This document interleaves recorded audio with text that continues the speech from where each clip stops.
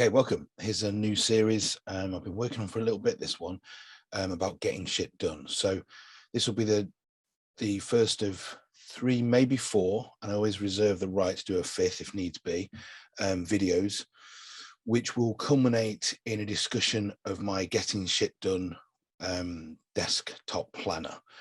So a bunch of you will have come to this video because um, that culmination video is hosted in where I sell those desktop planners. So, but hopefully people will listen to this regardless of that. It's a nice way to start thinking about getting shit done and moving forward and doing things in a positive way.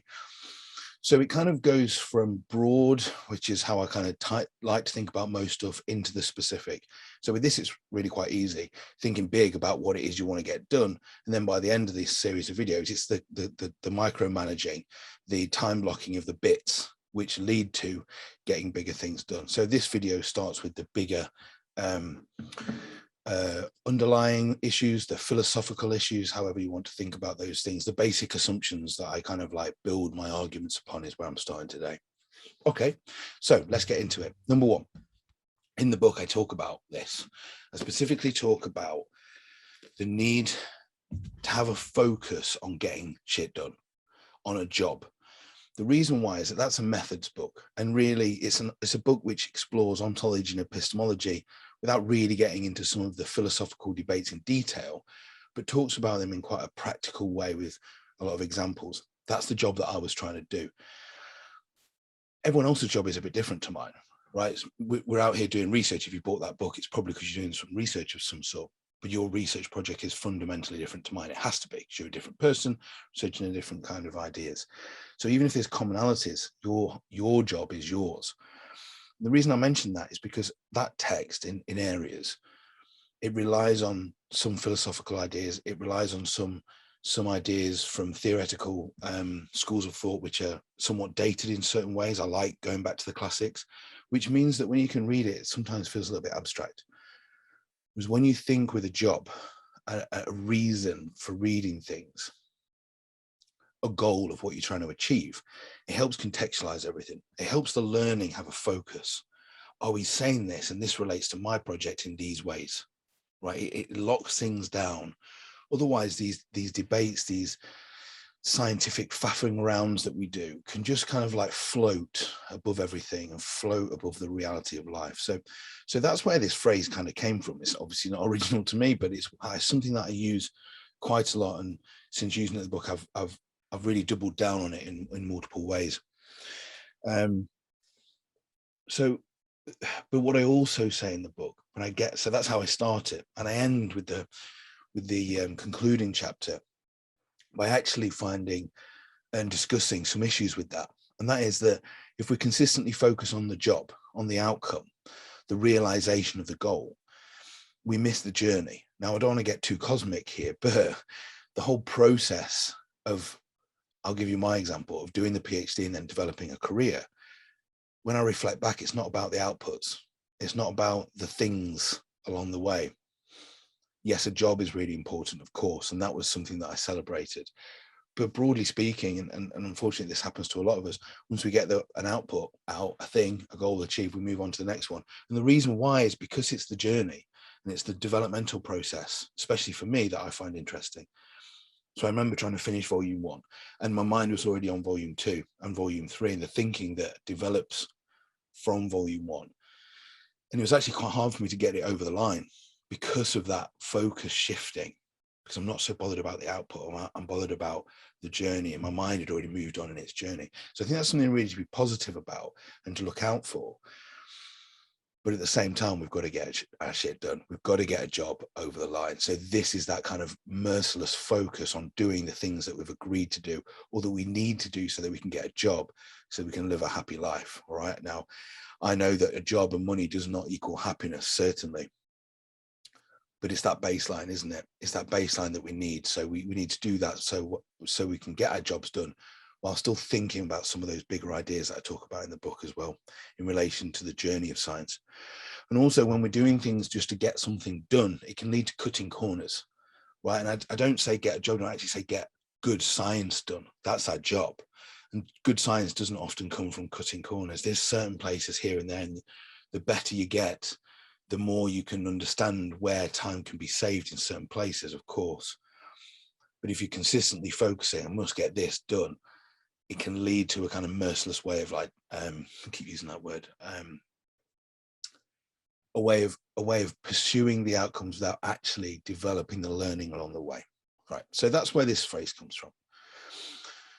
But connected to that, and the way that I've developed the desk planner, and the way that I've developed my way of getting work-life balance, and the way that I push it on my students that I supervise and encourage it in my colleagues, not that they listen to me, but there we go, is some bigger ideas. So we'll start with these.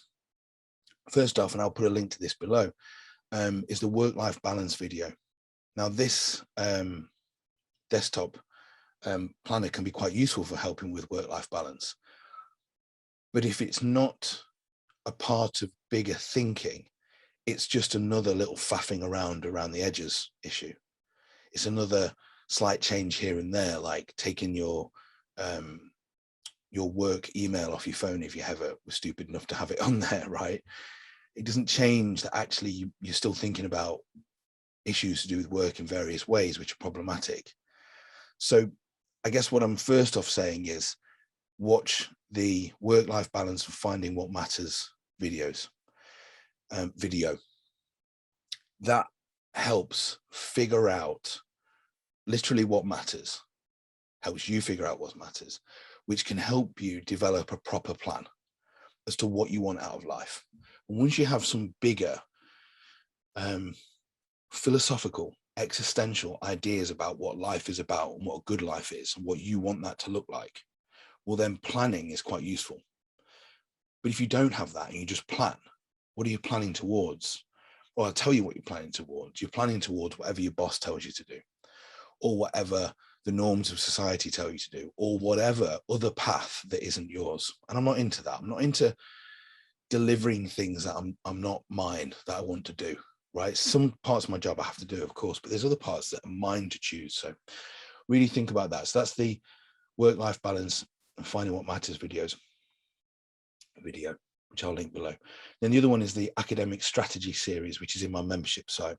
So if you haven't got access to my membership site, it's only at the moment £2 a month. So you can have a look at that and then cancel it. So you can pay for one subscription for a month and cancel it. It costs you £2 to go and have a look at it. But I have to have some content back there for the members. So that's in there. And within that, it develops a much wider understanding of what an academic strategy can be, a much more considered approach which fits with what, again, you want out of stuff, not what your line manager or your boss or whatever wants. And one of the main kind of elements of that is to think bigger, is to think beyond the yearly plans that we're asked to do as members of staff, as our development, but to think with 5-year plans and to think with 2 5-year plans. This sort of way of thinking, delivery driver, so obviously the dog's going to go crazy. This sort of thinking, this bigger thinking that I talk about in the academic strategy videos, it helps you recognize that you can achieve so much in 5 years. And I talk about it in those videos that in 5 years, you can be a completely different person. You can be in a different university. Do you mind getting that, darling?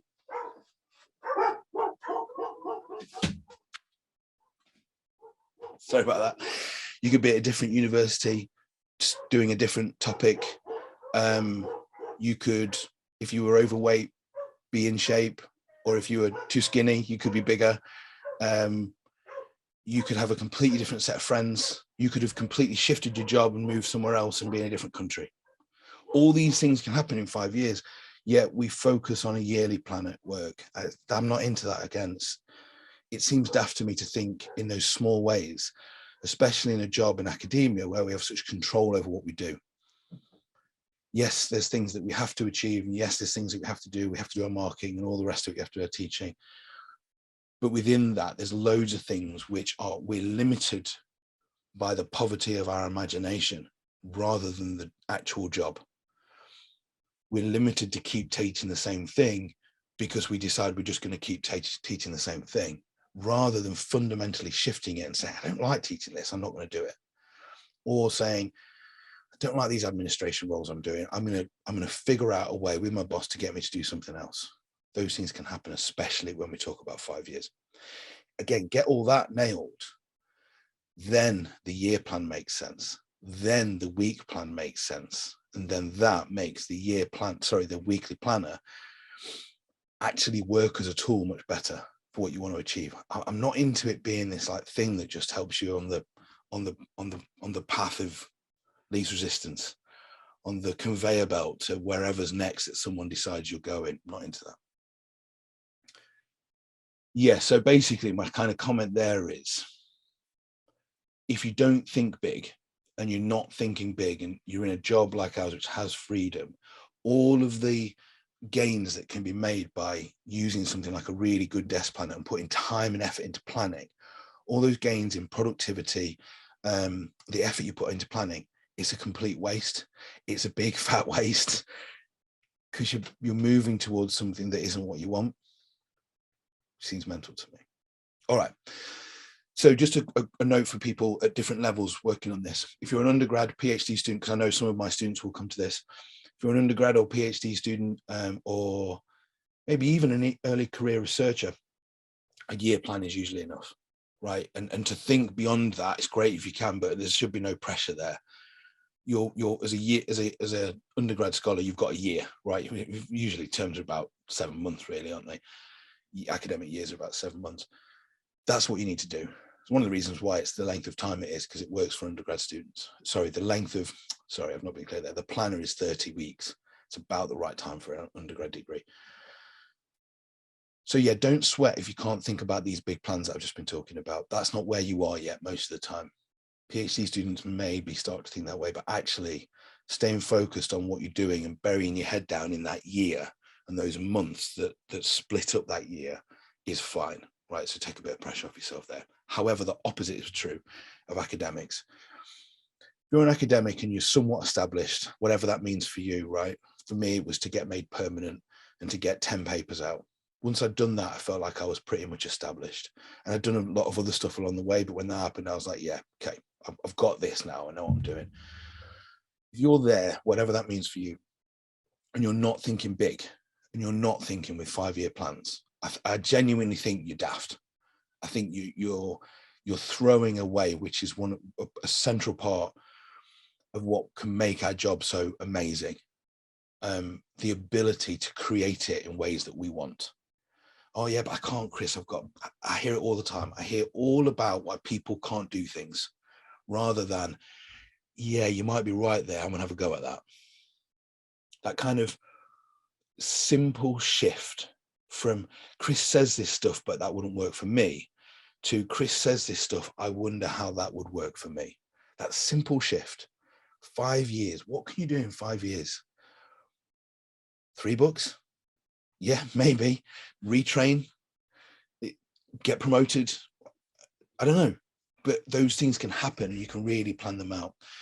So I think that's something just to kind of like get people locked down in, really put some time and effort into that. And again, that's all discussed in my academic strategy videos on the membership site. So have a look at that. All right. So that's number 1 in the kind of getting shit done series. As with all these series, I always try and start them with some sort of like foundational stuff, some basic assumptions. So from there, we move on. And in the next video, what do I talk about? Yeah, we go again. We talk about it in terms of a year, what a year looks like. So there's some stuff there that we need, again, to set up before we can start thinking about these week planners.